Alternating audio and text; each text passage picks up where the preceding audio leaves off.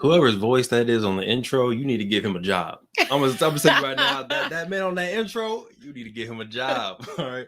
What is going on, beautiful people? Welcome back to another amazing and impactful episode of the True Health Forever podcast, where we live our best life through the lens of holistic health. I'm your host, Truvel, creator of Black Wall Street, the board game. And as usual, it is my honor.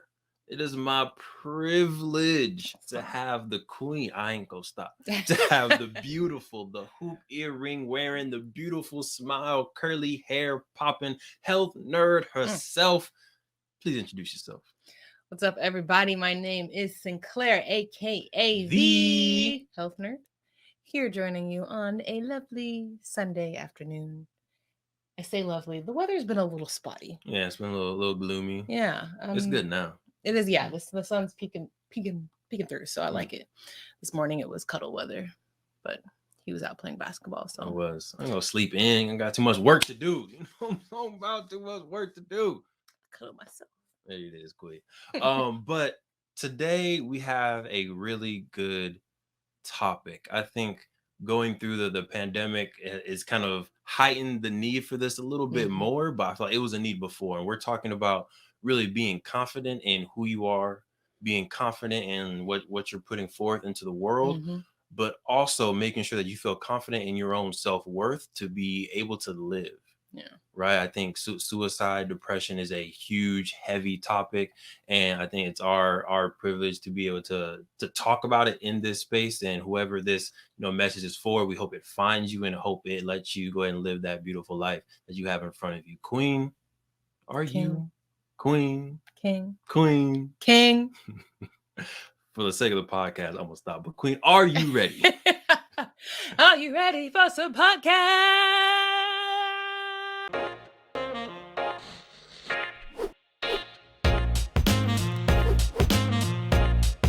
All right, we're out.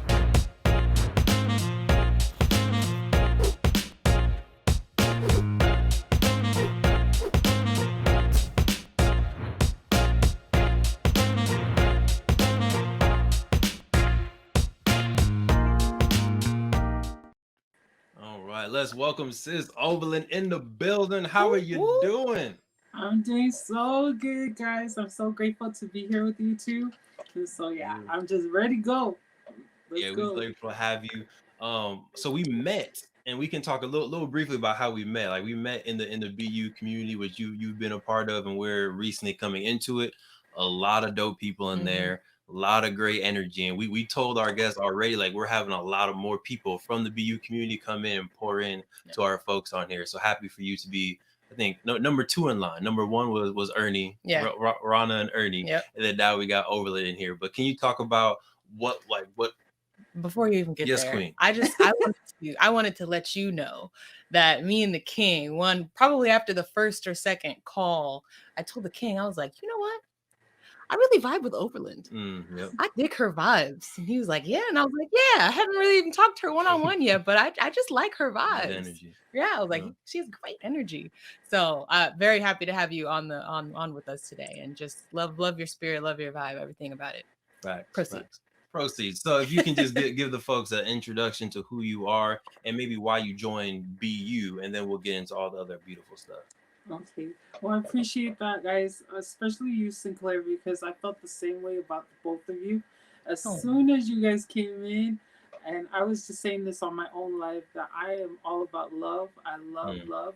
And so just to hear you guys pick up each other, I was like, oh, those two are going to be day ones for me. But I am Overland. I'm out of Sugar House, Utah, originally from American Samoa. Oldest of 6. What else? I love to have fun. And so when you guys gave me this question to like marinate and think of, I was like, who is Overland? Because people see me in BU and always doing the lives, but who really is Overland? And what I came to recognize is I am a work in progress. I am God's daughter. I want to do all things to please him. I always say on the calls, I am agape love, which is God's love. And I don't say that to be fluffy or to get any type of following. I mean it. Like ever since I was a little girl, I was like, I want to do everything God wants me to do. But it doesn't mean that I say I'm agape love, that I don't have the capability of popping off or getting angry. Be careful. Right. Yeah.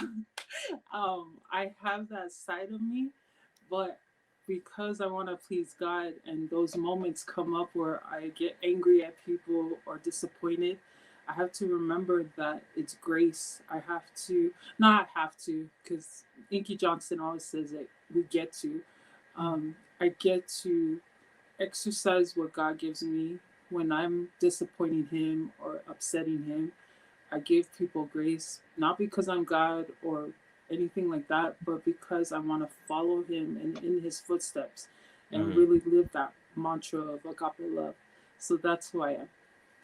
Love it, love it. Thank you for that. And you're the first person we asked that remix question to, because we had an episode where we were saying sometimes people value others based on what they do and not who they are. And usually we start off like, oh, what do you do? But we did a little remix, little soul searching on our side. So that was a beautiful way to be the first one to answer that question. Yeah. I am agape love. So oldest of 6. Yeah. I feel like there's tons of not oldest of 6. I don't know where first off, where are you in the 6? And I feel like there's at least one sibling story you can tell to embarrass somebody on here. Well, I don't know if it'll embarrass my siblings or more my parents, because I come from a family that my parents are divorced, and so they had kids before us, and so we have originally from my parents 5. But one of my brothers, who's right under us, in Polynesian culture, if you're a cousin or even if you're non-related, you're a brother or sister when you come into the home. And so my brother Gual, who I advocate for, he was death by suicide back in 2008, and so I count him as number 6.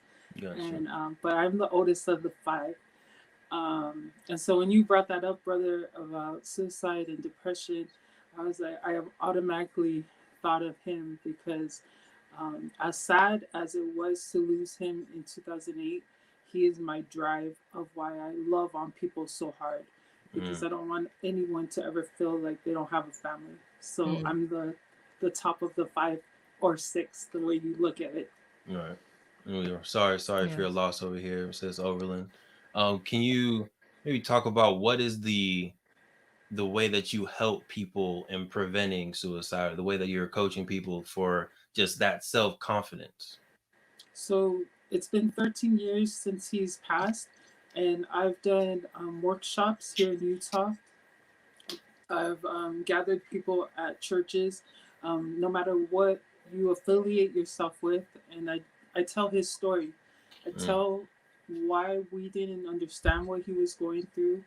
I tell them that if you're dealing with somebody that has those tendencies or have attempted, that don't make them feel crazy, but at the same time, don't feel like you are the one to save them. Because what we learned as a family is we couldn't save him because he already made the decision. But it doesn't mean that our entire family line is a bunch of people that want to commit suicide. Or what the training says, instead of saying commit, is say death by suicide, because nobody in their right mind or in their mind of depression really wants to do that. And so that's how I help. The other way I help is what I had to learn for 12 years in advocating for suicide was that I was pretty much running from my own healing because I wanted to help other people heal, because I wasn't really facing the fact that I lost my brother. And the week that he took his life and we had to return to Utah, I had a choice to make. I either was going to blame God or I was going to run to God and stay on his side. And I chose to run to God because within my family and my 5 siblings, they believe in God, but they don't affiliate themselves in the church that I'm affiliated.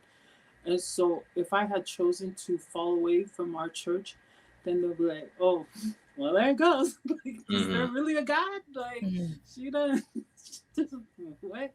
And she went against what she said she believed in.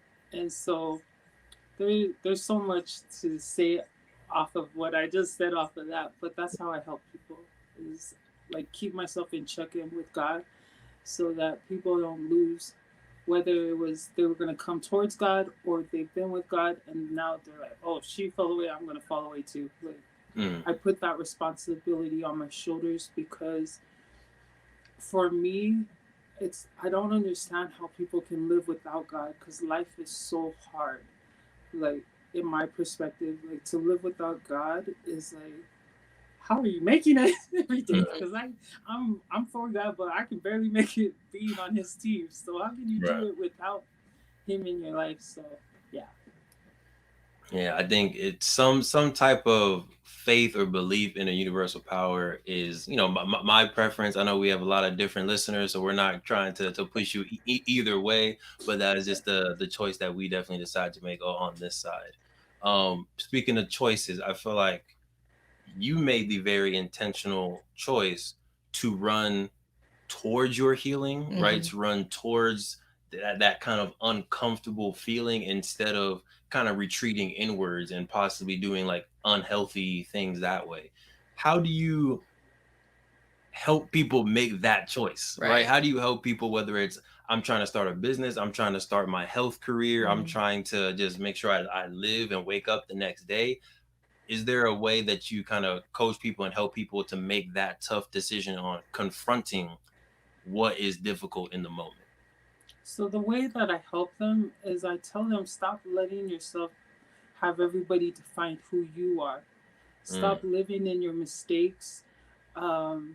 Stop trying to please everybody and live by their expectations. I am blessed because not only do I consider myself a daddy's girl to Heavenly Father, I consider myself a daddy's girl to my dad. And so my dad is so like, he's the problem in the room, but he's also the solution. He's only the problem because people don't want to stretch themselves, and he's in your face. Like, he doesn't let anybody intimidate him. But then he's the solution because his heart is like, hey, I'm trying to help you. I know it sounds tough love type of delivery, but I really am not trying to hurt you. I'm trying to help you. So he taught me at a very young age, like, don't ever let somebody's title or the way they speak to you intimidate you. You always look to be the solution. And then my mom, I'm only growing into being a mama's girl because me and her bump heads so much because I'm so much like my dad. But in the last year where I've healed our relationship in the sense of forgiving her for things from my past, I'm grateful for her because she's such a fighter. She's a fighter in her own right. So when I love on people or coach them in a sense, I let them know, like, you are valuable just being you. And I only through Breathe University was I able to be more effective because I started what I put out, I've been putting into myself. Because again, it was that running, trying to heal everybody else, but not doing the self-work, what E.T. talked about this morning. Yeah. Queen, I feel like you had some go ahead. That last part definitely hit home. The like, sometimes we have that desire in us. We know that we're meant for more and we want to help people, but sometimes it's so easy to like jump the gun and like recognize the healing in others and almost have that be the way that you mentioned, that you're almost running away from healing yourself. Like, it's very easy to do that. So I think even for myself, right, we're going through a 90-day healing journey, for like physical health, but I've also like, I told that we were talking the other day and he asked, he's good for just asking random questions to spark conversation. So he asked, too good. He asked, like, what's one thing this year that you've done to grow personally? And for my answer, it was to start seeing a therapist. I did reach out and just try to get that help that I need to tackle some of my demons and face some of my insecurities that I have about myself. And I think before it, that took I didn't think that I was the type to be like, oh, I don't need therapy, blah, blah, blah. But it's like my actions said that though, because I knew that I needed some type of help, but I wasn't taking action on it. So even though I wasn't one of those people out there like preaching that, it was like my actions are showing that though by not, because I know that's probably the advice that I would give somebody who came to me with these concerns is like, oh, have you tried to seek help? Have you tried to? So it's like, why am I not taking that advice myself? So yeah, that part hit home to me on like, yeah, you really do have to turn inward first and heal within so that you can then help others do the same thing within themselves. Right. Yeah. It's kind of, so we also talked about there's a book called the War of Art. And it talks about how when you're trying to create a masterpiece, when you're trying to, do a certain specific goal, there's all types of distractions that come into your life, right? And if we're thinking about ourselves as the most magnificent art piece we will ever create, right? Like we are our own masterpieces, and every day we're working on ourselves. Every time that you try to heal somebody else, you're distracting yourself from your own work. Right. So yes, love that point, Overland. What are some, I don't know, like habits or things that you've done in self healing? Like what's your self healing regimen? Like if you're a masterpiece, you're painting yourself. What are those different strokes? What's the canvas, foundation, all that good stuff? So for me, it's our community, Breathe University. Like all my life, I've surrounded myself with empowering people. But there's just a difference with Breathe University where you're working on yourself and you can't be fluffy. Like there's nobody in community that will let you like how would you say it? Just let you be like flaky. You have to keep your word because people are relying on you to show up as your authentic self, but also show up giving them the tools to succeed. So I make sure that whoever is in community that I take advice from, that it's credible in the sense that my spirit can feel that they're coming from a place of truth. They're not coming to serve me so that they can be seen. They're not coming to serve me so that they could have some type of control over me. That's one thing. The other thing is power of prayer, believing that what I'm praying for is going to happen, believing that if it doesn't happen, that God has something greater. And then the last thing is what Sinclair is working on as far as for health. I promise you, I'm the biggest like foodie. I used to have another word for what I described myself about being a lover of food, but I use food now as an energizer versus as something that used to cause me enjoyment because we come from a culture that we're bonding because we're bonding over food and who has the best plate and like whatever. But I'm seeing as I'm growing in my personal development that food cannot be kryptonite because if it is, then I'm not going to be able to show up and serve people because either I have a disease or I'm just sluggish and lazy for the day. And so those are my three main things. Love it. So it was community, it was prayer, and really good food. Is that what I heard? Those are three. Good Love food, it. but not overeating, not over. Not overeating. For energy. Yeah, Yeah, for energy. love it. So feel free at any point because I'll keep going. Feel free at any point if you have questions for the queen, questions for me, you can hop in there. But I got a question for you. Okay. And I'm also doing this 90-day journey with the queen, and I'm sure she's feeling this from me. I'm trying to fight the battle between being confident. What? Why you laughing? I thought you were about to say something else. Oh, what'd you think about that? I thought you were going to say the battle of the shiny object syndrome. Oh, that too. Goodness gracious. Listen, I need help. I need help over there. That's a different problem. But the difference between feeling confident and grateful for your health and aesthetics versus being cocky. Right. And as a confidence coach or someone who helps build people confidence, what in your professional opinion, what is the difference between someone who's like, I'm confident in who I am, I know the value that I bring, and that person that is semi annoying, confident, and cocky? Because I've experienced that person, right? I've experienced that person. I don't necessarily want to become that person, but at the same time, I believe that that person has ultimate confidence, and that is a semi good thing, although I not might perceive it that way, maybe because I'm lacking the confidence. So yeah. Coach me through that. I love the way you put that because I'm a stickler with people being cocky because I actually asked for Heavenly Father to give me the spirit of discernment. So every day I feel like I can catch people's vibe and be like, yeah, I don't want to be around you. And so, for me, it's cocky to me is someone who is out not wanting to serve people. I feel like you can hear it in the tone of voice, the words they use. You're just like, dude, like, be quiet. But Be quiet. but somebody that is confident, and I treasure these people, are people with quiet dignity. People that they're in the room, but their body language is so loud they don't even have to say anything. But when they say something, it's in a way of serving somebody.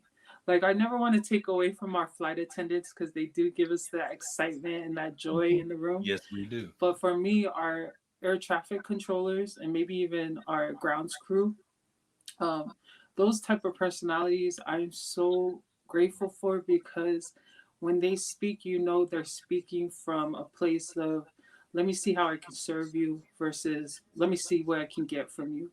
Again, no offense to our flight attendants. Do you mind breaking that down? We know what you're talking about, the flight attendants, the air traffic control. Do you mind breaking that down for the audience who may not know what you're talking about? Okay, so if you want to take the assessment, just a little plug, www.flyassessment.com. And these are 4 behaviors that we've learned within Breathe University. We have our pilot, who are decision makers, our flight attendants, who want you to have the best experience ever, our grounds crew, who are all about pace, and then our air traffic controllers, who are cautious and want to make sure we are with the details and have the plan. So each of us, we have a little bit of every one of those, but there are 2 that are your highest and highest and secondary. So for me, I'm a high grounds crew and high flight attendant. So that's the breakdown with that. Combo. But yeah. What was that? Sorry. That's a good combo. Sometimes. To have in one person. Sometimes. Sometimes. Talk to me. Yeah. Talk about the downsides. So the downside is grounds crew. For me, within community, I hate when people refer us as slow pace because all I hear is slow. I don't hear the pace part. I'm like, we're not slow. We're just taking our time to make sure. So that feels like, for me personally, that's a downside because people then might not ask me to do certain things because they're like, oh, she grounds crew, I don't want her because she couldn't take her time and blah blah blah. But with flight attendant, the downside, but the upside of the grounds crew is that I feel like people can trust me. Like they know my pace is steady, so they trust me. The downside of a flight attendant in me is that I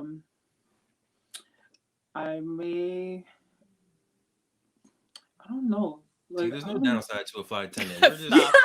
We're great. Other than me, at times, like overcommitting. Like 2020, I overcommitted.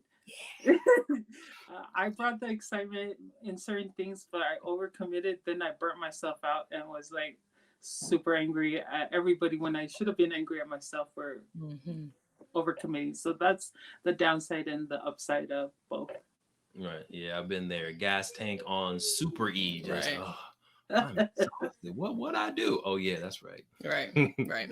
Mhm. Okay, going back to your question on like the confidence versus cocky, what you mentioned on like command, like what is it? Like I think of it as like command versus demand. Okay. So Yeah. like I think the confident person demands with their presence, um with their energy, with their words, right? It's not do this because I said so. Mm, It's hey, this is the way that we should proceed. mm, And I think it's like you mentioned, like it's the body language where you can you feel that, like when somebody has that confidence and they come into their room, like you kind of feel that. It's like everybody like kind of looks, and mm, when they talk, like they're the person that everybody's heads go.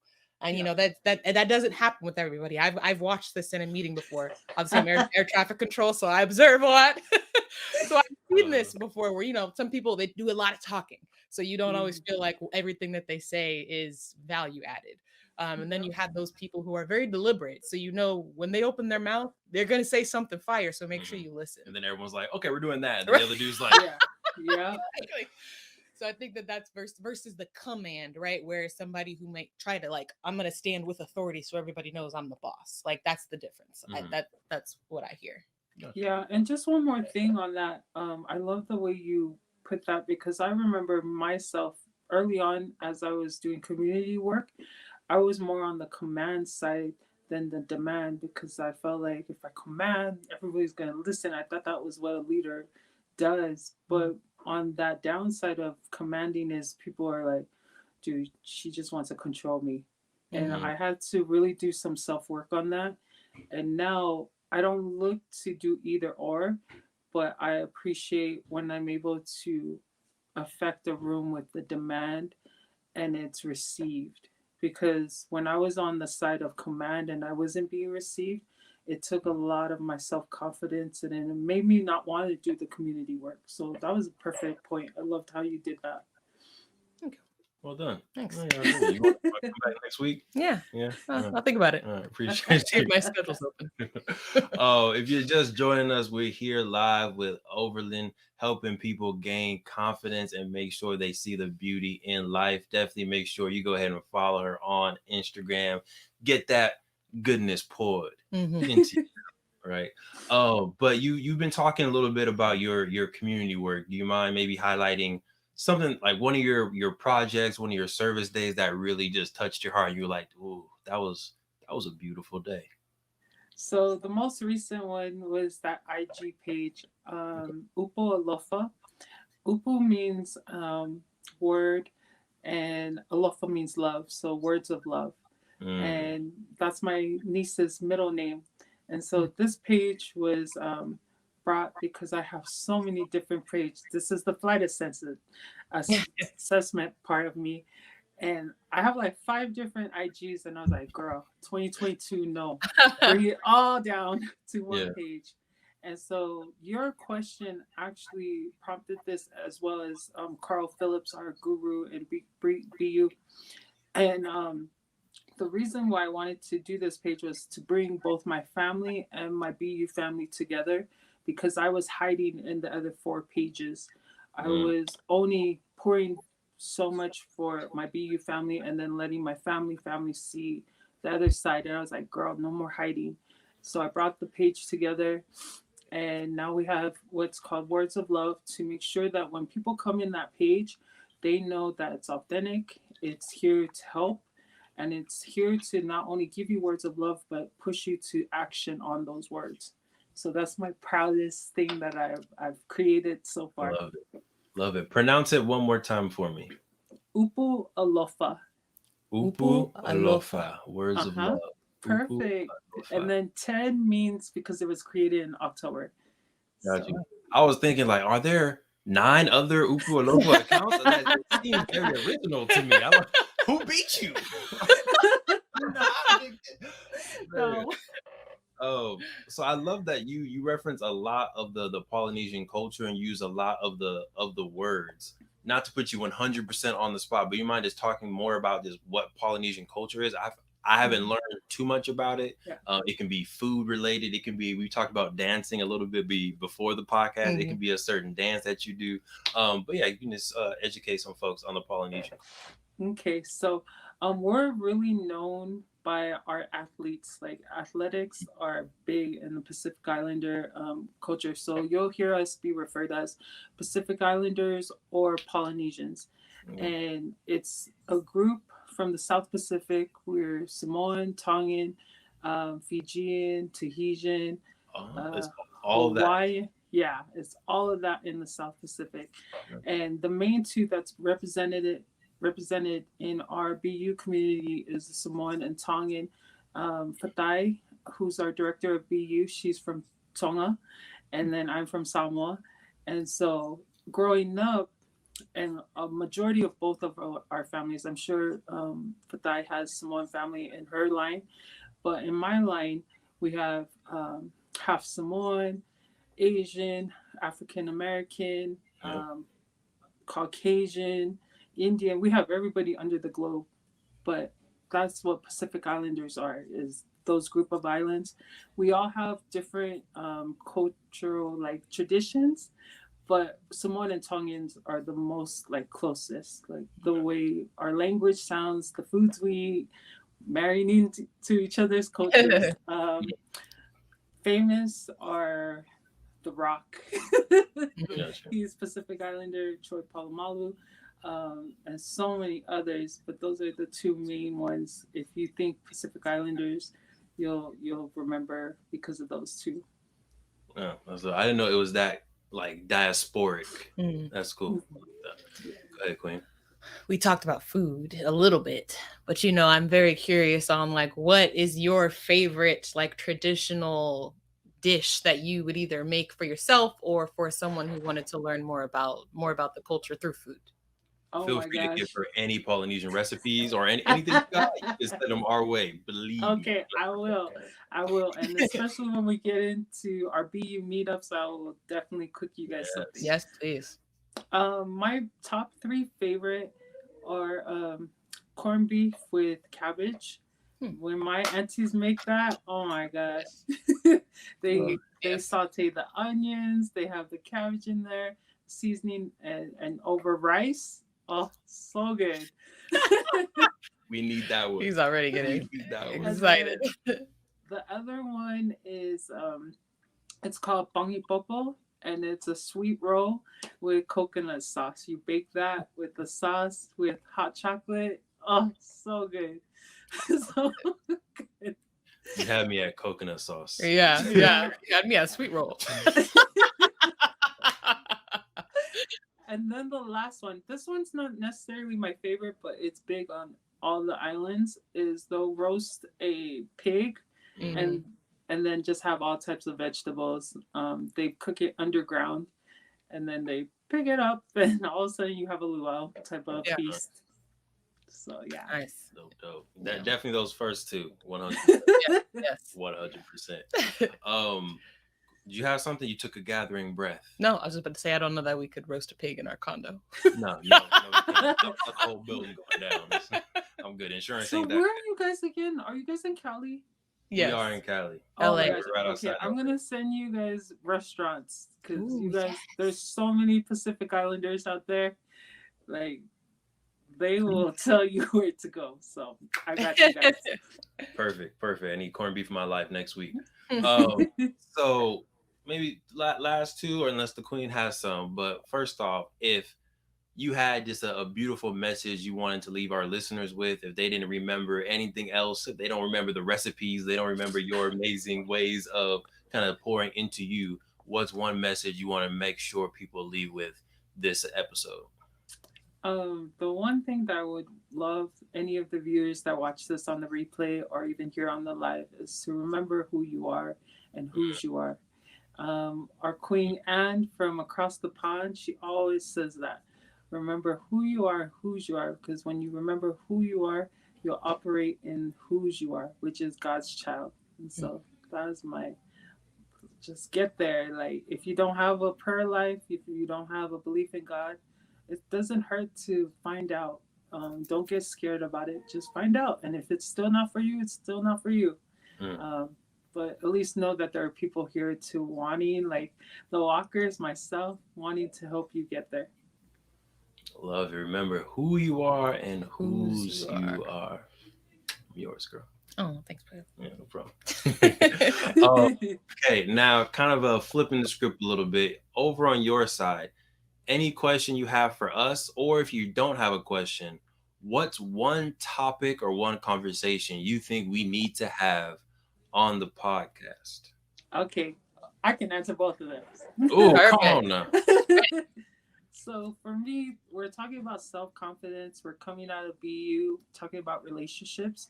Can you help your viewers that are in romantic relationships, whether dating or married, how to have confidence in who you are and then who you are in being a couple? That's really good. That's really good. So, well, one more time, just so we can make sure we got it. I'm gonna watch it. I'm gonna listen to it on the replay to make sure. But it was having the confidence in who you are in the relationship, or who you are outside the relationship, but also who you are in the relationship. Yep, exactly. Okay, I like that. Queen, you like that?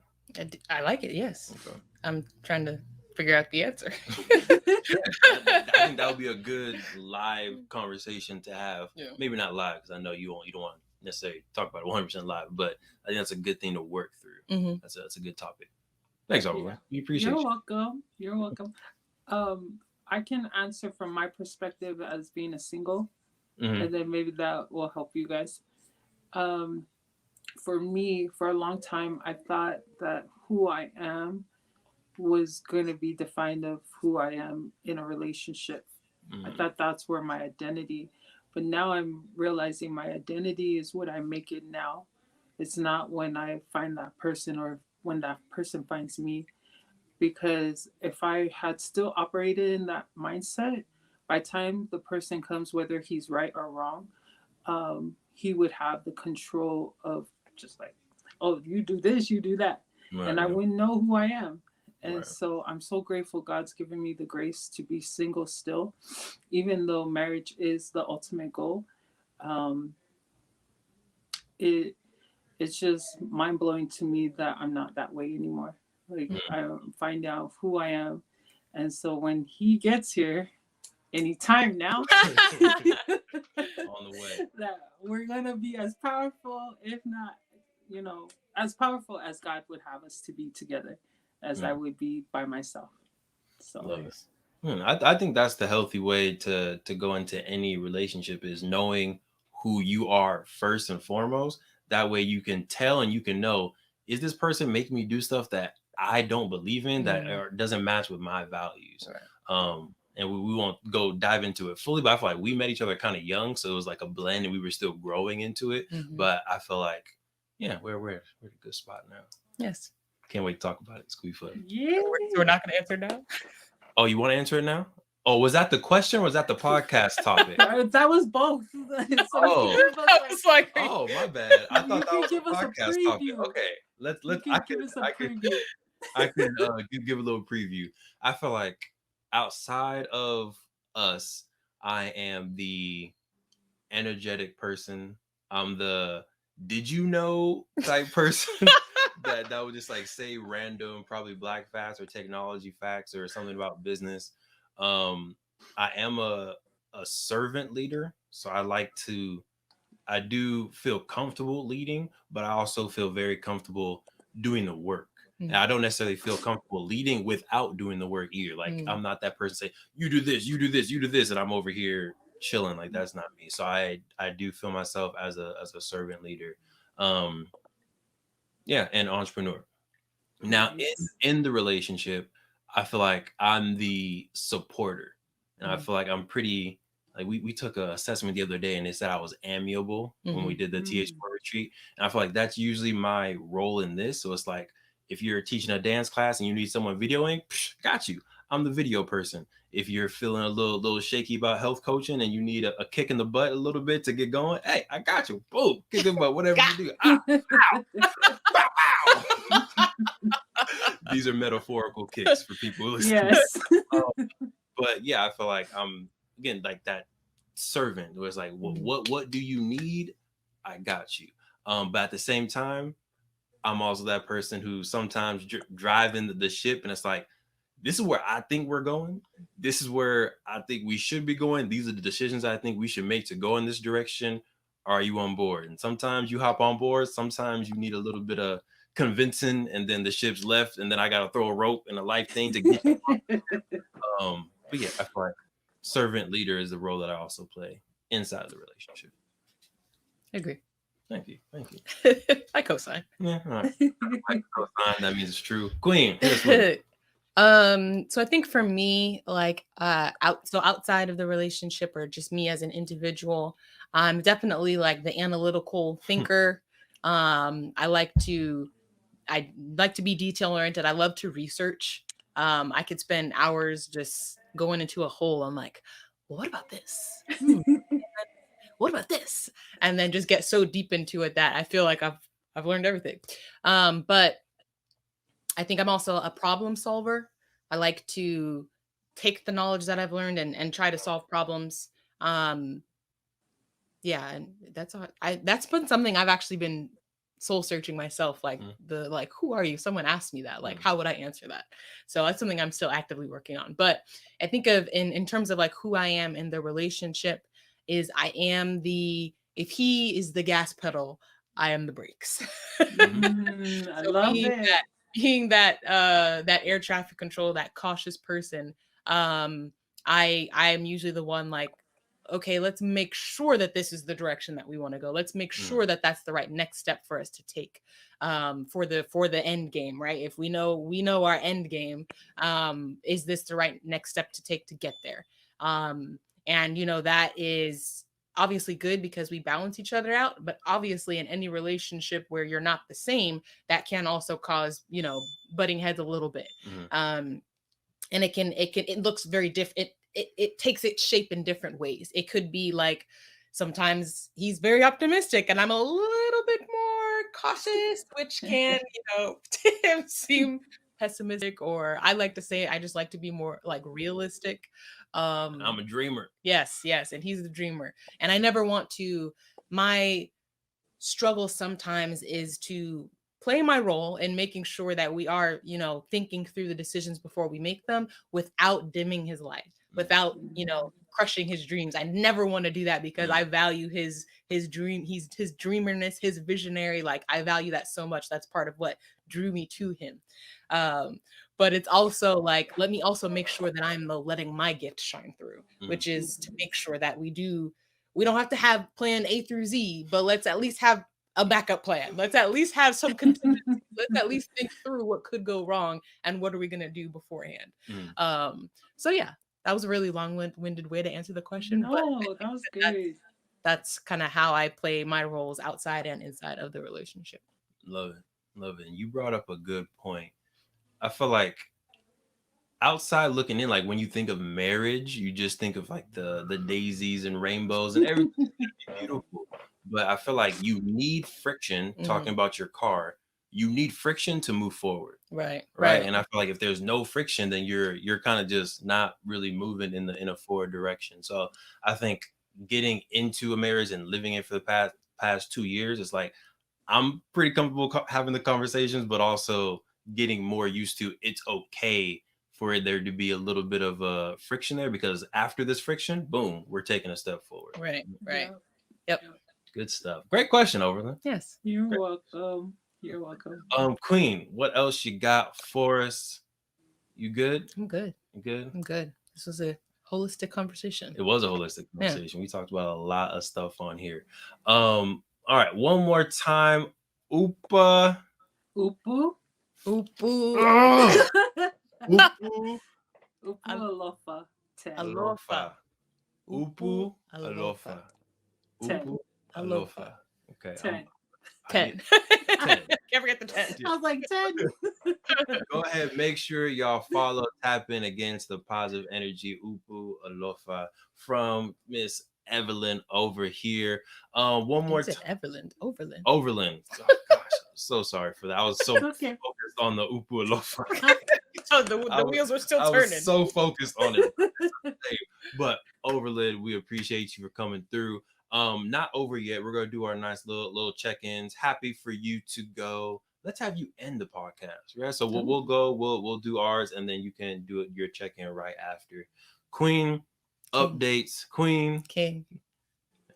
Updates for the week. How you feeling? How was it? This week was pretty good. I'm really having to think about it here. What happened this week? This week you got your first client. What you talking about? This week flew by. Wow. I did. I sure did. I didn't feel like that was this week. Wow. So yeah, my first health coaching client. I'm official. Yeah. So yeah, feeling very good about that. Feeling like at some point I kind of asked like just give me a sign that I'm in the right direction. And then it was like boom. So that was again. I will. I ask weekly with the exclamations. I see you chat here. So yeah, feeling pretty good. Feeling like yeah, just that got that like solidification. So make up words. That word. But yeah, I feel like I've already know that this is kind of where I'm supposed to go. But yeah, again, just having that like that affirmation, like, yep, you on the right path. Keep going. That feels good. Feels good. So we're just gonna keep going. We're gonna keep grinding. We still have free health coaching sessions available at truehealthforever.com. There's only, I think, maybe 2 or 3 weeks left to get yours. After that, they won't be free. So make sure you go grab them while they're there. But yeah, feeling good. Feeling good about the week. Well done, Quinn. You did your thing. Congratulations. Thank you. How was your week, King? Before I talk about my week, can you talk about self-love? Because I don't know if you did this on purpose. You were like, Devon, grab your self-love sweatshirt. I'm wearing my self-love thing. But I feel like this episode was very self-love-esque. It's not on purpose. No? Oh, no. Okay. Well, I'll give you the credit anyway. But can you talk about self-love? You mean like the campaign? Yes. Cool. Okay. Yes. So we do have some self-love sweatsuits. The King is and t-shirts. So I'm wearing one. Self-love. The King is wearing the blue version, the Breathe Blue version. And I think what makes it very applicable to this conversation we had today is that on each sleeve, it has a message for you. And on this one, this is one of the prototypes, so it's facing outward, but on the actual ones, they're facing inward so that you can read them because it's for you. It's for the person wearing the sweatsuit. So this one is for anxiety awareness. So this one says, anxiety does not define you, just breathe. So this one was semi-personal to me because I know anxiety is something that I am overcoming, and I used to struggle with a lot, maybe a couple of years ago, right after graduation. That's when I think it heightened for me. And so that was something. Breathing was something that helped me get through that. That's when I started tapping into meditation, learn about box breaths and things like that. So I know that helped me. And I thought that could be a message that helps other people who deal with anxiety as well. So yeah, each sweatsuit kind of brings awareness to a different struggle that people may be going through. And the sleeve has a message for you that can help you get through those difficult times. So we have a blue one, we have a maroon one. Of course, now I'm not remembering which each one is correlated with. Maroon is for anti-violence, specifically domestic violence. The gray is for depression, making sure that we understand that depression is real and that people do kind of have that, but also giving them that extra tool and extra literal hug with this sweatsuit to get through it. And then the black one is just kind of our Afrocentric run, giving love to our melanated folks out there. Yes. So go grab yours. The weather it's high key perfect. Just is becoming to be perfect, especially here in California. So go grab your sweatshirts or t-shirts, whatever you need. And again, it is very comfortable. It does literally feel like a hug, like you are giving yourself some love. So yeah, we do have those available at the True Health Forever website. Beautiful. For me, my week was freaking amazing. Oh yes. So I'm not going to go into the details, but got a beautiful PO order come in for the board game. So y'all know Black Wall Street, the board game, been doing our thing for a while now. If you want to learn about Tulsa Black Wall Street, if you want to just have fun with the family, go ahead and go to playblackwallstreet.com, get your game. This is the largest order we've received to date. Yep. By far. Right, by far. So happy to have that partnership and that growth, and hoping to keep it going, keep it rolling. Other than that, I've been in a shiny syndrome phase, but I think I've kind of solidified the direction I'm gonna go in now. But yeah, this week I was just kind of researching a lot of different stuff, a lot of different webinars that I was on. The Queen would come home like, I'm almost done with the webinar, I can't eat dinner yet. Yeah, real life, whole house dark, not a light on except my computer. This is Friday screen. night, by the way. I'm like, what? This is how I know you haven't moved in hours. It is pitch black in this place. Getting after it. But yeah, just really trying to finish the year off strong, but also look at what projects we want to, see completed next week.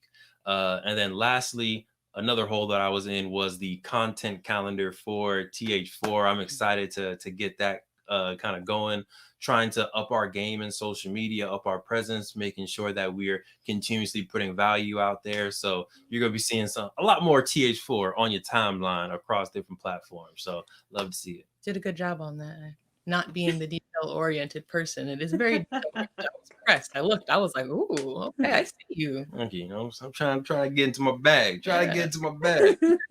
Okay, last but not least, Overland, how you doing? How was your week? Any announcements you want to share? Yeah, my week was good. I mean, I'm saying good because there were parts where didn't feel so great. But what I love about our episode is the title itself, building, like self-confidence. It's an ongoing thing. It's not going to stop unless you stop. And so my biggest win for this week has been to be here with you guys, because I'm seeing the gaps of what I need to work on, and also the things that are strengthening me, and that I'll continue to take it out and strengthen others. And I want to personally invite you guys to the Upo Alofa page. We'll get a live going this week, depending on your schedule, and get the people to. I love that self-love, the whole thing that Sinclair said about it starts inward, what we were talking about this whole episode.